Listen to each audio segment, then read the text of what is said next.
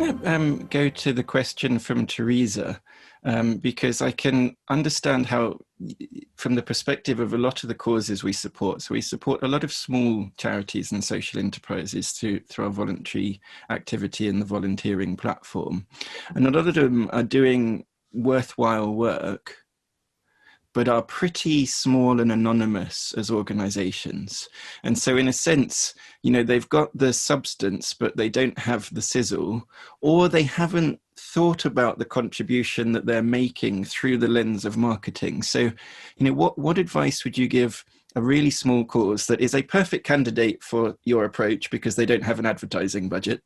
But what can they do to become, you know, maybe you might think of as more remarkable?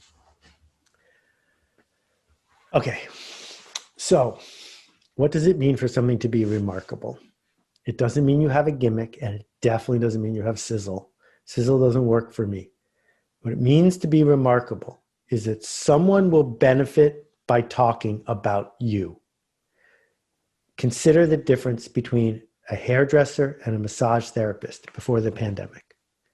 If you get a haircut, your pals will say, "Nice haircut," because there's a social expectation that they will. If you get a massage, no one says, "Hey, Paul, you look really relaxed. Did you get a massage?" Hairdressing is remarkable. Massage is not. There's not an absolute statement about their value for the money. It's just, was it worth talking about? Twitter grows, Clubhouse grows, Facebook grows, because each individual benefits by telling their friends to go use it. So how did Charity Water raise $250 million? How did Room to Read raise $250 million? Not by doing work that's worthwhile, though they both do. They did it because the donors benefit from telling their friends. It's built in. So what I would say to the small micro charities is, there's no doubt that your work is worthwhile. We're not discussing that. We're not even discussing whether or not you deserve to be bigger.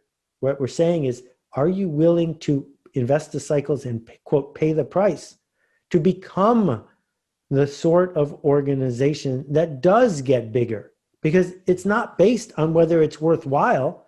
It's based on, did you figure out the mechanics of it? So my dad was the volunteer head of the United Way when I was growing up in Buffalo, New York. The United Way was brilliantly constructed to work in a industrial payroll-based economy, because what they did was they would make a sale to one person in the organization, the CEO, for payroll deduction. And then they would be able to say to all the employees, click this little box, and every week $1 will come out of your paycheck, tax deductible. And then we as a group will be able to support all these charities in our community. And they had the thermometer and you could see it going up, and millions and millions and millions of dollars raised. Was that because the causes they supported were the very best causes in the world? I don't know. It was because the mechanics of being remarkable, of status and affiliation and the stories we tell ourselves, those were right.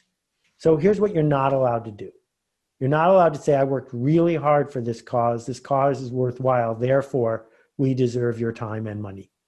Because people are too selfish to hear that.